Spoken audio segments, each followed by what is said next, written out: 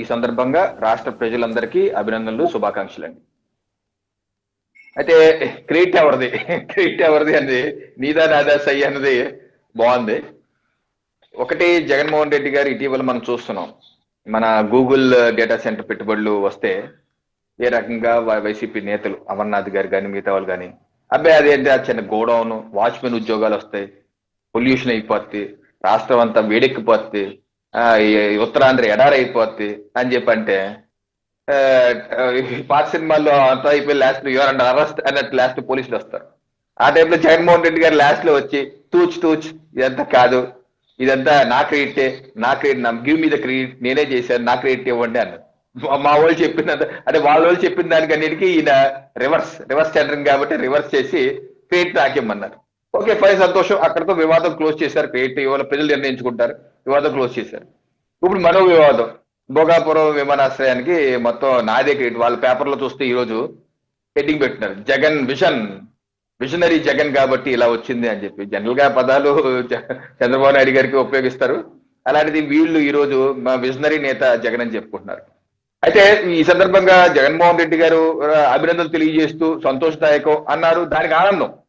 At least ఇప్పటికన్నా సరే విషయం చెమ్మకుండా విమానాశ్రయం వద్దు, మేము వచ్చాక 2029లో మాకు 88 సీట్లు దాటితే వచ్చాక ఆ పారిశ్రామికవేత్తలను జైల్లో పెడతాను, జిఎంఆర్ గారిని జైల్లో పెడతాను, వాళ్ళందరినీ ఇచ్చేస్తాను అనలేదు. అట్లీస్ట్ ఇట్లయితే సంతోషం, అభినందిస్తా అన్నారు. అది ఓకే.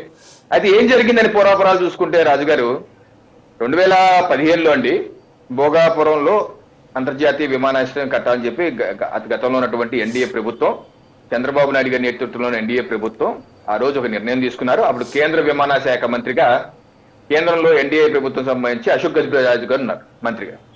సో ఆయన మంత్రిత్వం ఉన్నప్పుడు ఇక్కడ ఎన్డీఏ ప్రభుత్వం ఒక నిర్ణయం తీసుకుని భోగాపురంలో అంతర్జాతీయ విమానాశ్రయం పెట్టాలని చెప్పి ముందుకెళ్లారు.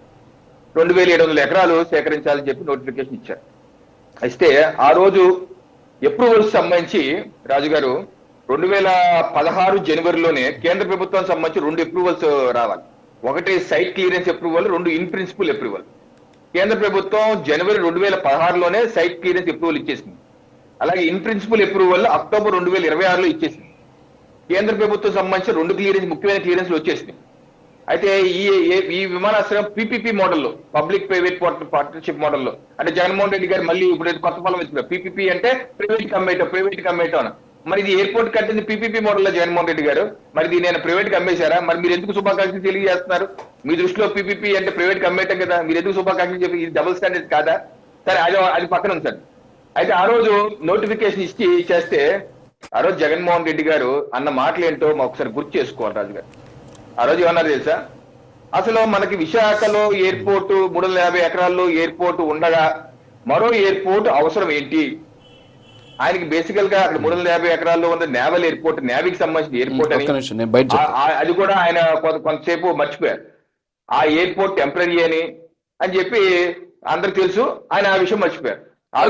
ఎలాగో అన్నారు కాబట్టి ఎలాగో అన్నారు కాబట్టి గుర్తు చేసుకోవడం ఎందుకు, ఒకసారి విన్నాం ఆ బయట కూడా. ఒకసారి జగన్మోహన్ రెడ్డి గారు ఏం మాట్లాడారో పీసారు, ఒకసారి ఆ బయట ప్లే చేయండి.